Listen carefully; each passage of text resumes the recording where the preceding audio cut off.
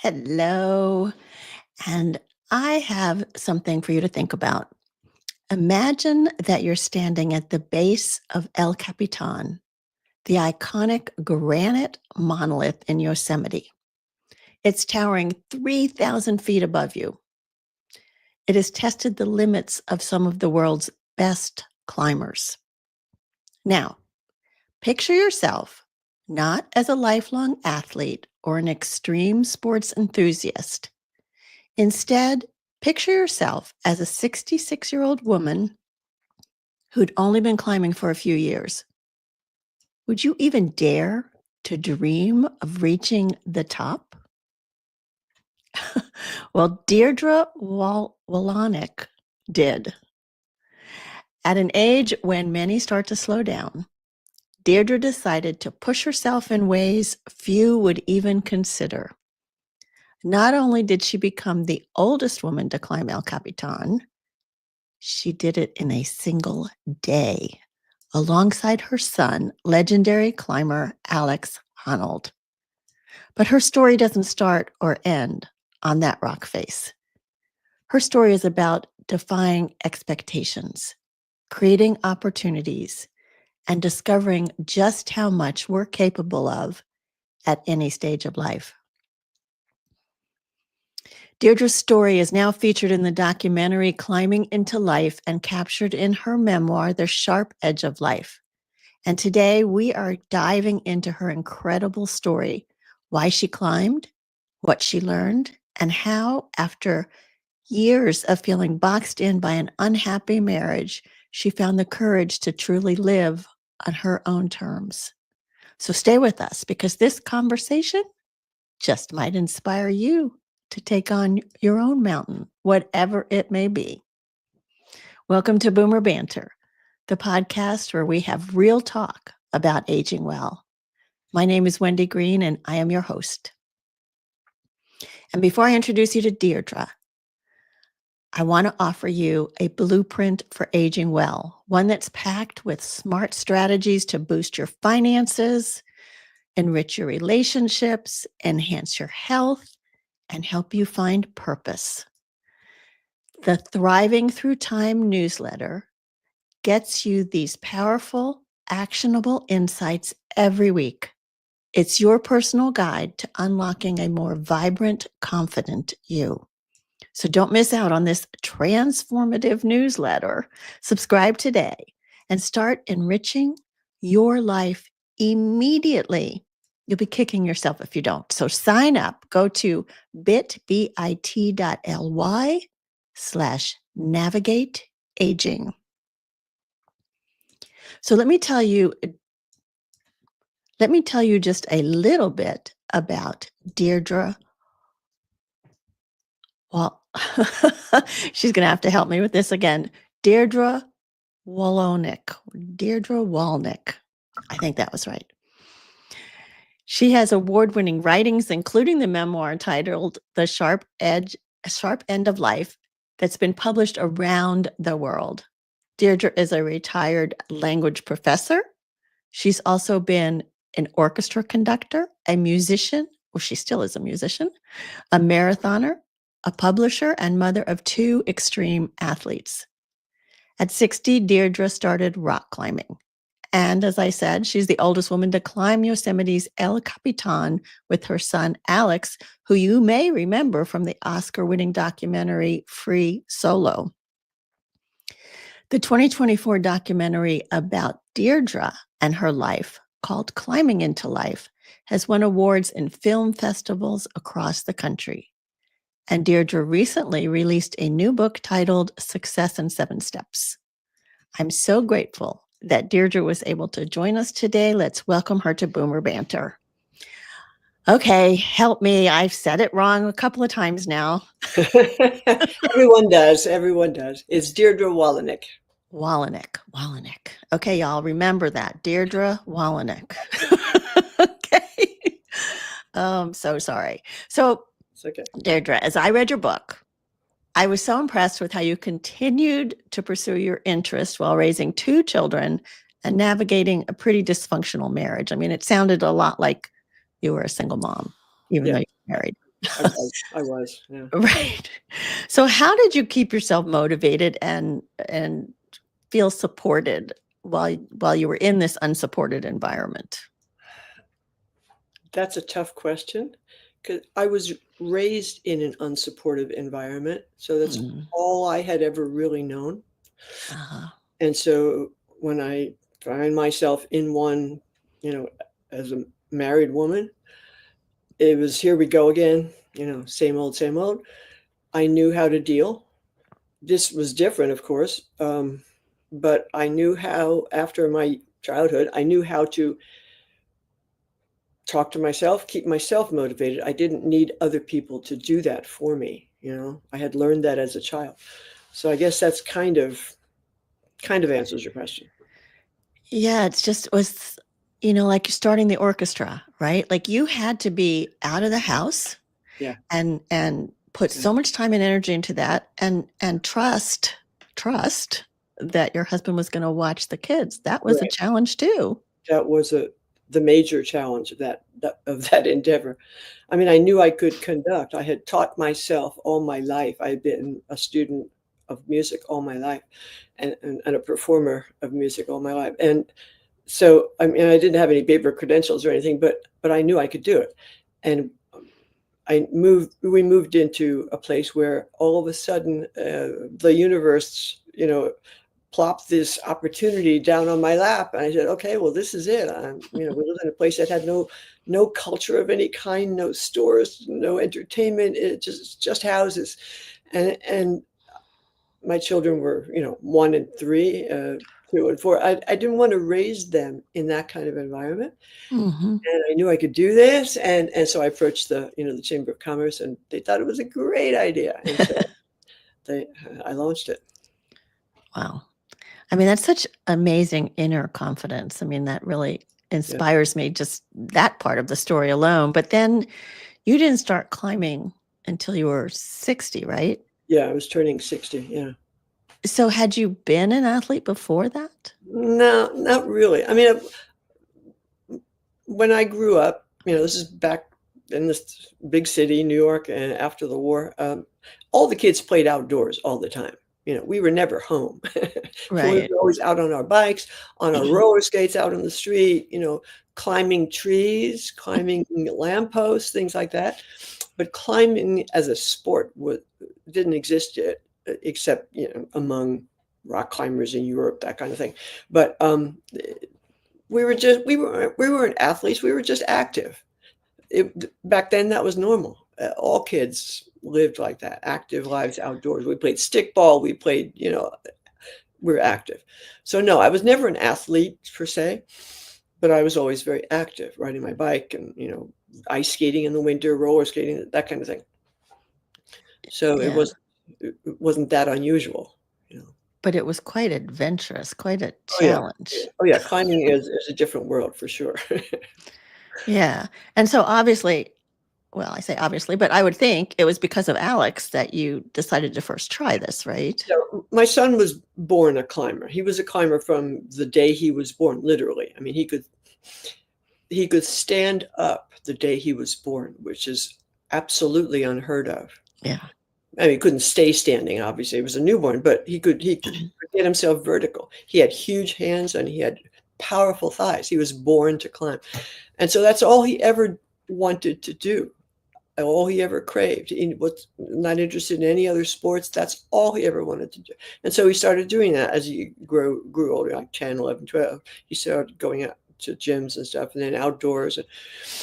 And I had no idea what that meant. I didn't know what climbing involved. I didn't understand how it worked. I didn't because I was busy, as you said, being a single mom. I was in effect a single mom of 3, one of whom was never gonna grow older, gonna Yeah. grow up. He was probably autistic, and he had nothing to do with anybody, and he just so I was the only adult in the room. Yeah. It sounded like it. So I couldn't take Alex to the gym. Somebody had to take care of the household. Somebody had to, do the food and the cleaning and all that stuff. That was me. So I didn't experience what Alex was living for those teenage years. So I had no clue. When he'd leave the house on his expedition, if eventually he got some sponsors and he was going out on expeditions, and I'd see magazines that come to the house with my son on the cover, doing things that I would look at and I'd say, no, I must be understanding that wrong. That can't be what he's doing. I don't want that to be what he's doing. Exactly, exactly. As a mom, I didn't want that to be true. So I wanted to find out firsthand what it consisted of, and especially how they kept themselves safe. Yes. Yes, because that was the big concern you had. Yes, it was. And I'd see these walls that he was climbing and think, oh my goodness, how do they do this? How do they keep themselves safe? So I wanted to find out. So I started going to the climbing gym. I had Alex take me to the climbing gym one time while he was injured slightly. He had an arm thing and he couldn't climb, but he could belay. He could hold the ropes for me. And as I I had him take me to the gym, show me how to put the harness on. The harnesses are not obvious. It took me a long time to figure out how to get this stupid harness on, and what all the straps were for, and how they attach. And he showed me how, and I got on my first wall. But back then, I mean, I'm from New York City. A lot of my friends lived in big apartments, many, many stories tall, and I've been in many skyscrapers. I've been in the World Trade Center, and I knew that if I looked out over the edge, my stomach would roil, and I took that to mean I was afraid of heights. So a lot of people say, "Oh, you could never climb. I'm afraid of heights." It's not the height you're afraid of, not the height itself. It's falling off that height. Yeah. And when that goes away, when you're tied into a rope and you know that the strongest climber in the world is at the other end of your rope, holding it, controlling it, seeing that you don't fall. Well, that goes away. Yeah, but still, Dierdre, in your But book, still, I know, but still. and in Once your you're on a book, 2,000-foot wall, that doesn't go away, but right, you still talked about some of the mind games that you yes. had to Yeah, play yeah, to overcome those fears. right. Mhm. Oh, I The first mean, mind game, though, was in the gym that first day, like just 40 feet, going up 40 feet from the floor. 40 feet, when you've never done that, is really high. 40 feet, I mean, get on a 10-foot ladder and it seems high, but go up 40 feet. yeah. Yeah. It took some Uh, talking to myself. Do you need a lot of upper body strength to No, no, that surprised me. Climbing depends mostly on your legs and your thighs, of course, are the strongest part of you, Mhm.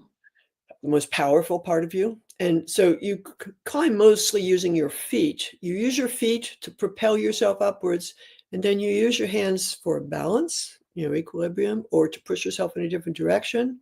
Or, Ah, once in a while, yes, you have to really pull. But it's more so seldom, push. or push, but it's so seldom that I could do it. I mean, I've got these little chicken arms. I've got no muscles in my upper body none whatsoever, but I didn't then. Well, more so now, but I didn't then. And I was very surprised to learn that that's not where climbing takes place. And that's the difference between male climbers and female climbers. Oh, A guy really? a guy will get on the ropes the first time, and he powers himself up the wall, pulls himself up. He's doing pull-ups all the way up, and then he wears out. Ah, Women don't do that because they don't have that upper body stuff. So interesting. they learn other strategies, other ways to push yourself up the rock. And so, yeah, it's a very different approach to climbing, male and That's female. interesting.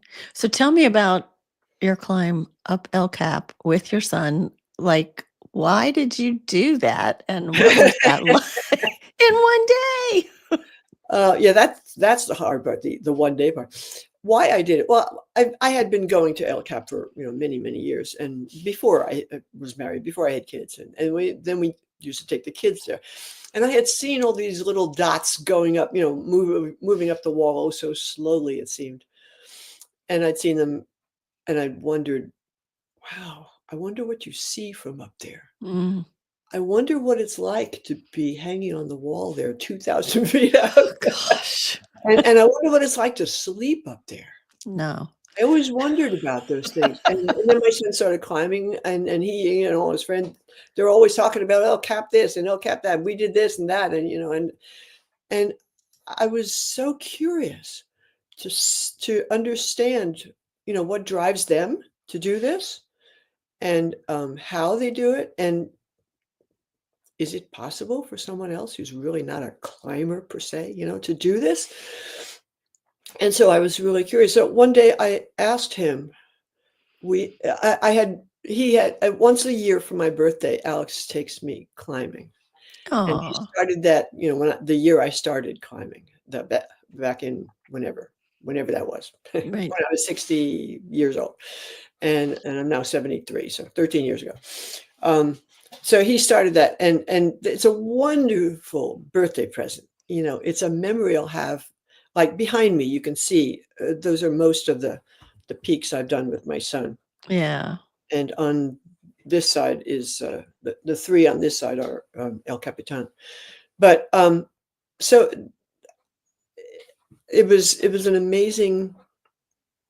um, amazing way to train, if you will, To and I climb with him, other yeah, yeah. yeah, yeah, yeah, and I've And gotten but respect to for go that. did you know you were gonna do it in a day when you started? No, no, oh heck no. Well, yes and no. So I asked him if, like 6 years later after I'd started climbing, I asked him, "You think?" Because he had just done his amazing climb, His ropeless free climb up solo. El Capitan, which I still can't wrap my mind around that, but he did that, and then, a few months later, like, a few weeks later, I asked him, "You think there's any chance that someday" I really should expect him to say yes, because he knows how I climb, and I'm no great shakes of a climber. I never will be. I started late, I'm not very strong, I don't have the head for it to just go for it, And so, I asked him, and, "Any chance you could get me up El Cap? I wanted the experience to see what it was like." And he didn't bat an eye. He said, "Yeah, sure, but you have to learn how to jug." And then he left on another expedition. Well, I didn't know what jugging was. I heard the term, I didn't know what it meant. So I set about to find out, and, I started finding out, "Oh, can I Oh. do that?" Then I started using the method that's in my new book. Everything Yeah. I've done, all the accomplishments of my life. I mean, I've done many different kinds of things in life, and I've always approached it this way, and this is the method I've set out in my new book. Anybody can do this. I used to laugh when Alex, when he was a kid, a teenager, doing he would get interviewed, and he'd say, "Well, it's no big deal." He was known among other climbers as "No Big Deal Honnold." Because he would say things like, well, they would interview him about some extraordinary feat that he just accomplished, and they would say, "Well, it's no big deal. Anybody can do this." And everybody would laugh and shrug and roll their eyes, but it's true. Anybody can do anything if you approach it right. If you have a method that will get you there little by little, and that's what my latest book is about, that method. I've used it as a conductor, as a publisher, as a public speaker, as an internet, what do you call a multilingual tour guide, driving and giving tours in, 4 different languages. I've used it all my life, and I know it works. And so does he. He's used these same 7 steps that are in my book. He's used them all his life. He didn't know it. He didn't put it into words like I did in my book. But so I started training that way, following my own method. And son of a gun, 3 months later, he took me up El Cap in a day. The original climbers who set up that route that we did Yeah. took 5 days to do it. Oh my gosh. And It's so most of it wasn't just up, Deirdre. It wa no, up but and you have back to go back down down. Yeah, yeah, in yeah. the dark. Right in Oh, the pitch dark, yeah, yeah. It oh my was it gosh. was quite the adventure. Oh my gosh. But I remember one section in your book where you were starting running and you came home and you said, "Oh, I ran a mile today." And Alex said, Yeah, "Oh, good. If you ran a mile, you can run a mile and a half." exactly. That So is the key to everything. we're gonna have to have you back to talk about that other book. Yeah, But yeah, yeah, I'd be happy yeah, to. It's so important. people think that, oh, I can't do this because, and we're bombarded from cradle to grave with all these messages about why you can't do such and so. If Mhm. you're this gender, you shouldn't be doing this. If you are this weight, or you're too skinny or too fat or whatever it is, you shouldn't be doing this and that. Nonsense. Absolute nonsense. Turn off that stuff. It's so detrimental to our psyches. Turn Yeah, off that stuff and just go do it. You need a method. And I have that now. It's in black and white in my book. You can do whatever you dream of doing. Look at Diana Nyad. Have you seen the oh, movie? that's right. Oh my gosh, yes. What a She always phenomenal, dreamed of yes. doing that, always dreamed of it all And her she life. never gave up. Exactly. Yeah, Like me in the orchestra. I always wanted to conduct an orchestra. yeah, I knew probably never would, because I didn't have the credentials. I didn't done the training. But you wait around for the universe long enough, and then that's you put right. this method into effect. You can do anything. Yep, that's so true. So tell me what you have learned about yourself through climbing. Oh, where to start? Oh, goodness. That is a whole hour's worth of talk. Uh, okay. So much. I mean, I had no clue that I could do this. I mean, I believed a lot of, like, the most primal message in my life. I grew up in a house filled with cigar and cigarette smoke all the Mm, time. All the time. I mean, you had to wave away to watch television. It was horrible. mm. And so I knew, quote unquote, I knew that I couldn't do anything that involved regular deep breathing, because I couldn't. If I getting up out of my chair, and I would huff and puff. Oh boy. The alveolar sacs that line the lungs, once they pop, once they're gone, they don't regenerate ever.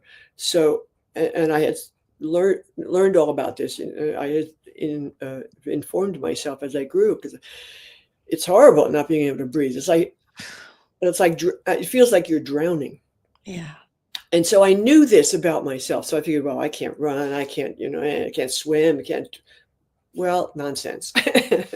No matter how physical this limitation you think you have is. I mean, there are climbers out there who have no feet, or have one leg, and there are blind climbers.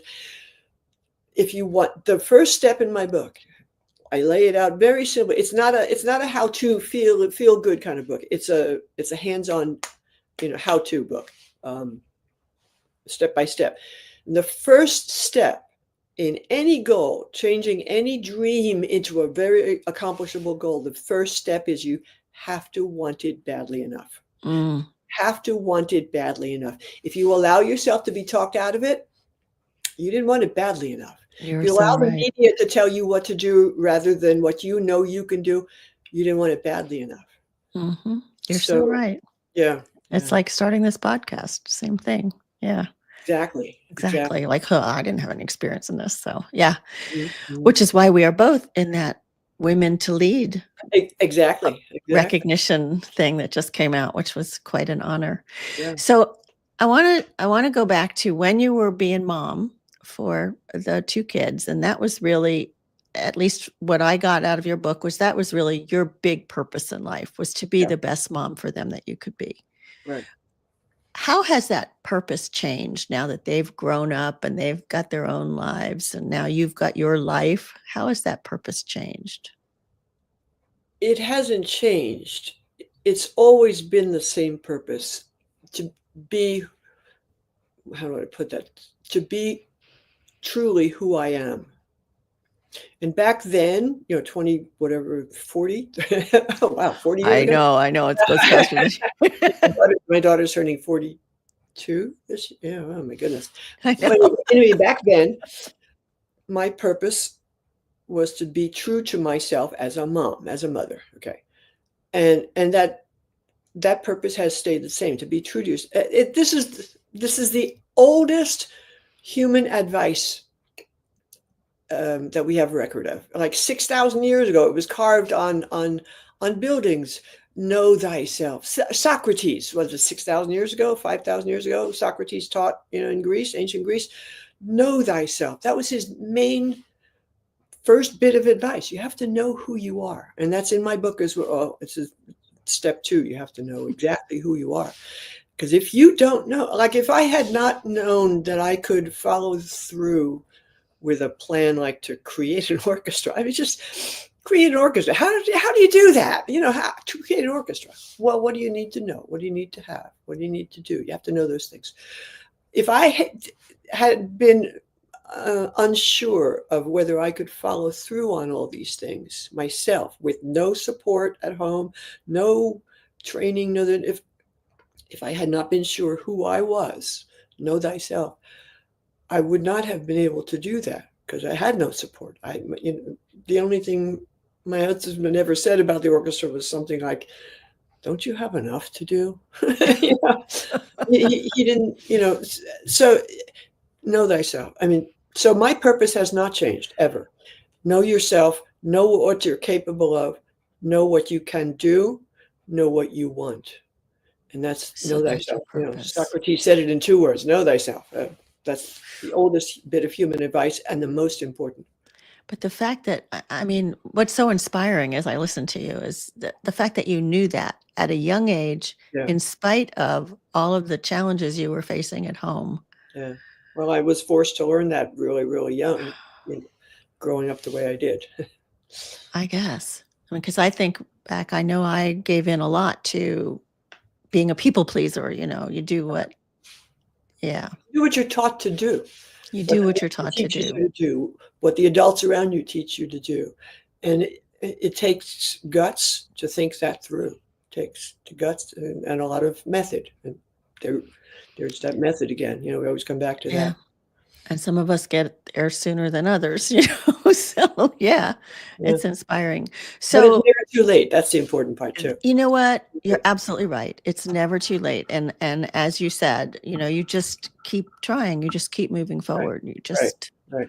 you don't listen to those Naysayers. Yeah. naysayers. Yeah. Yeah. Oh, I had a lot of naysayers when I would go back to the college. I was teaching a community college.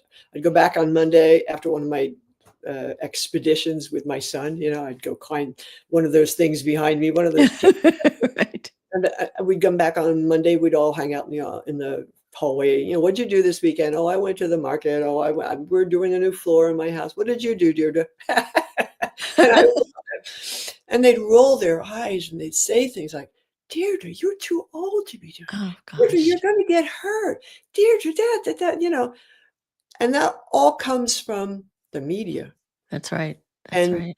the adults who have already ascribed to that media and they believe it firmly. Oh, Dierdre, you're going to get hurt. Not if you train properly. Oh, Dierdre, you're too old. No, I'm not. Who says so? Who Right. said so? And you had to overcome that even when Alex was younger, and you would say you would climb things in the playground and other mothers would Yes. Oh, yes. scold you for it or pull their kids away. Yeah. We were pariahs in the play areas of the playgrounds. So talk to me about the fear, though. I mean, I know you had some fear watching Alex do stuff, and you had your own fear when you started climbing. How did you overcome that? In any goal, there's a lot of fear because when you embark on a new adventure, a new goal, a new thing you want to do, whatever it is, whatever you call it, there's a lot of unknowns. There are a lot of unknowns, and fear comes from not knowing. Fear comes from not knowing enough. That's why the first step in my book is find out everything that you need to know about your goal, because people talk about dreams. Oh, I'd love to write a book someday. I'd love to run a marathon. Yeah, they'd go out and buy running shoes, and then they say, I'm going to start running this Monday right before work, and that doesn't work. They don't know enough yet. You have to find out everything you can find out about your goal in order to conquer it or in order to achieve it, whatever you want to call that. And if you don't know enough, that's what leads to frustration and quitting. Mm-hmm. You go out and start running on Monday morning, and on Tuesday you're sore, and Wednesday you can't get up from your chair. That's right. And then you try it again on Thursday, and then you go, and then like 3 weeks later, you say to yourself, "Geez, this is too hard. I can't do this. Mhm. And your running shoes become your, gardening shoes, whatever. Yeah. That's why we quit, because we don't know enough, you know? Um, uh, Yeah. And I think also if we don't have our own inner confidence, like you've had a lot of yeah, inner yeah. But confidence too. the confidence comes from knowing more. Mm. You know, fear comes from not knowing. Confidence comes from knowing. I think that's true in social relationships too, a lot of It's the true in anything in life. If you watch the movie, my son's movie, the first the time he attempted to go up El Cap ropeless, he stopped. I don't know if you remember that. He quit. He bailed. They call it bailing. He bailed off the climb. Um, it was embarrassing to him. He hated doing it, but he knew, and he knew at that point that he didn't know enough yet. Mhm. And if you try to accomplish a goal when you don't know enough, especially on a thing like El Cap, you're Yeah, gonna yeah, right. you're gonna die. You're Yeah. gonna hate yourself. You're gonna fail, whatever the goal is, and you're gonna fail. You're gonna your running shoes are gonna become your gardening shoes because you don't know enough. That has to be step number one. I divide the book is 7 steps, and each one of those 7 steps fits into one of 3 categories. And the 3 main categories, you cannot achieve any goal without this. First, you have to what you need to know. And that has to be complete before you start moving on to the others. Second is what you need to have. You have to have the right gear. You have the right kinds of shoes. You have to have the right nutrition. You have to have the right this, that. So if you don't know enough about that, you're not going to run a marathon. You're going to quit. And the third is what you need to do. And doing is last. First, you have to find out what you need to know. And that's where most of us fail.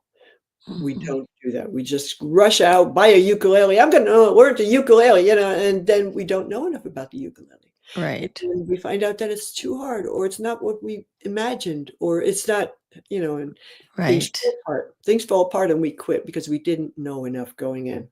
Yeah. That's really good advice. Mm. So you went back at 70 Yes, and climbed that mountain again, El Capitan. I did. I Now, did did. Alex go with you that time? No, no, this was that I turned 70 in whatever it was, 3 21, years ago. Yeah. 2021. In 2019, I had major surgery on my left foot, and there was a lot then after that I couldn't do. My foot couldn't bend certain way. A lot of things I couldn't do that were required for climbing or for running or for just about anything, for living. And all the limping started doing bad things to my knees. And so Oh, I was in yeah. a bad way. And so the next year after that, COVID struck, shut us all down. Couldn't do anything anywhere with anybody. And then Mhm. the following year was my 70th coming up. Well, I wanted to say 70 is a milestone. It is a I know a milestone. lot of people who did not get to 70, growing old is a privilege. It is. Growing old is a privilege. This is the only country I know of where people fear it. Growing old is a privilege, and we should honor it, not fear it. And I was turning 70. I felt great, except for my foot, and my lungs. I mean, various parts of me weren't. But I wanted to celebrate. Well, I couldn't go to a restaurant with my friends. COVID. Couldn't have all my friends over to my house. COVID. What could we do? Well, outdoors was okay in COVID. Outdoors was fine. Yeah, yeah.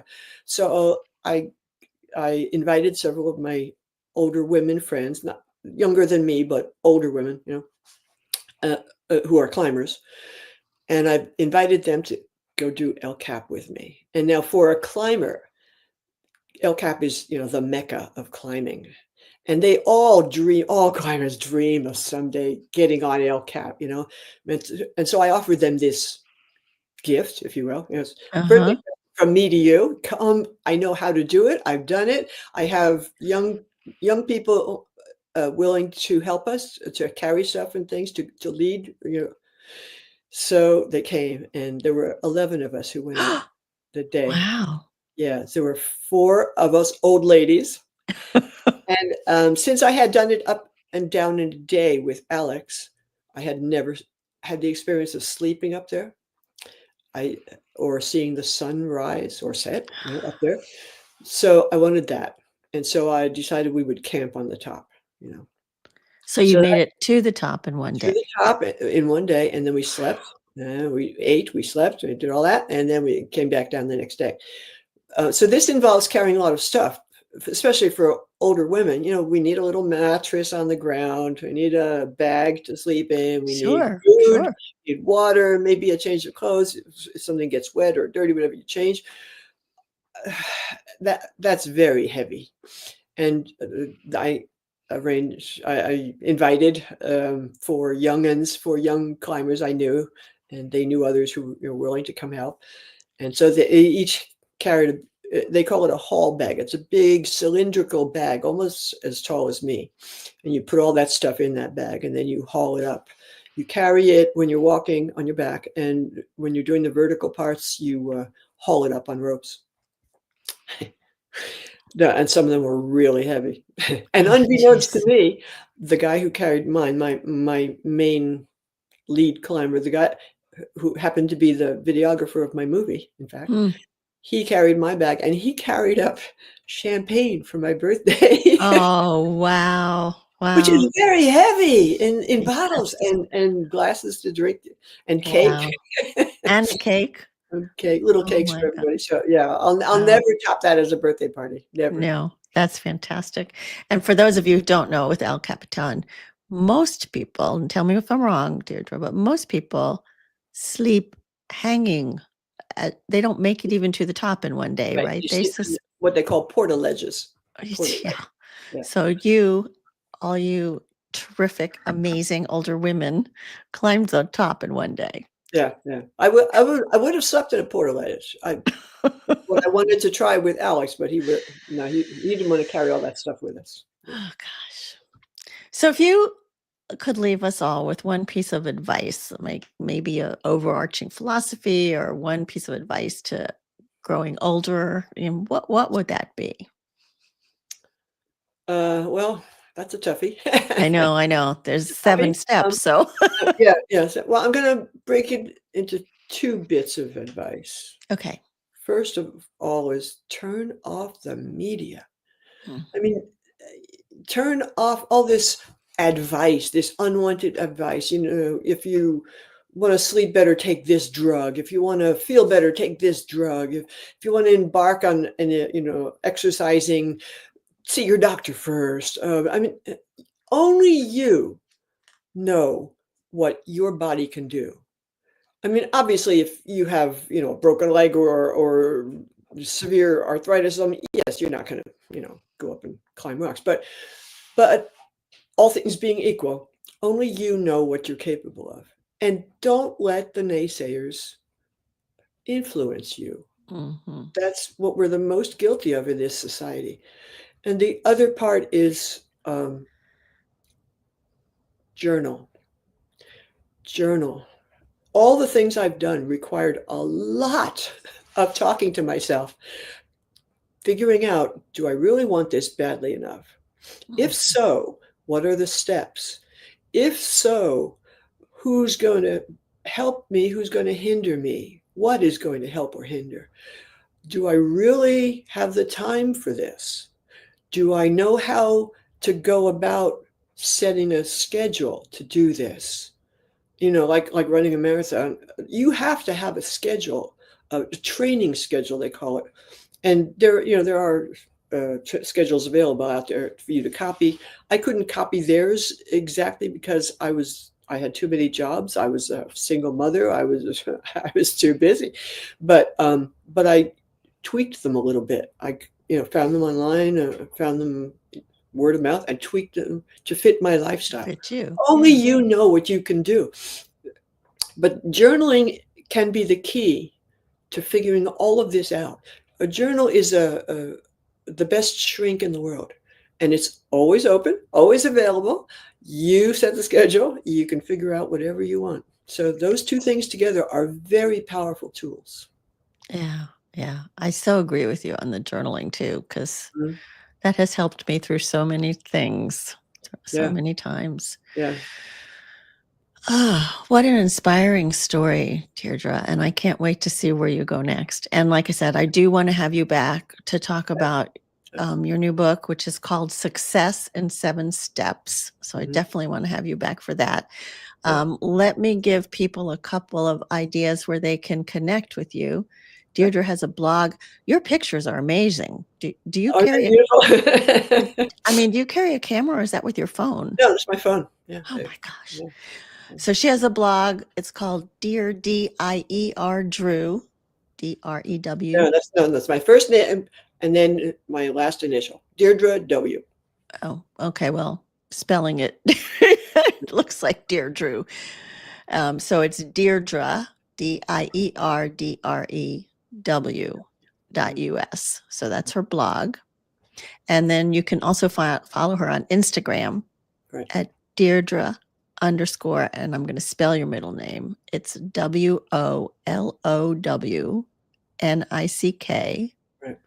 underscore Honnold, HONNOLD.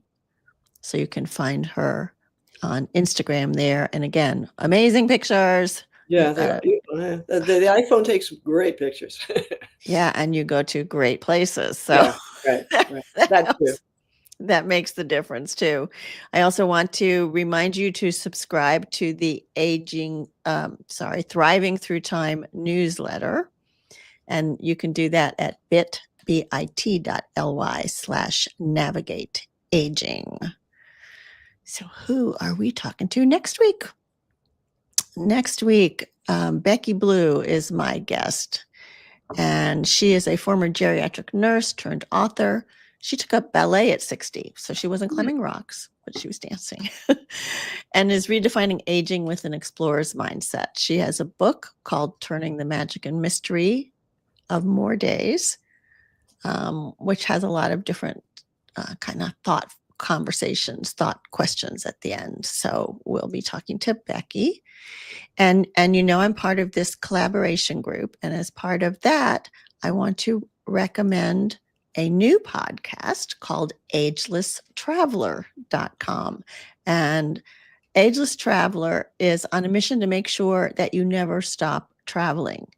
It is hosted by, and I just lost that. It is hosted by Adrienne Berg, and she brings you useful information on trips, tips, and hacks for lifelong travel and breaks down barriers to solo, intergenerational, and traveling at slower paces.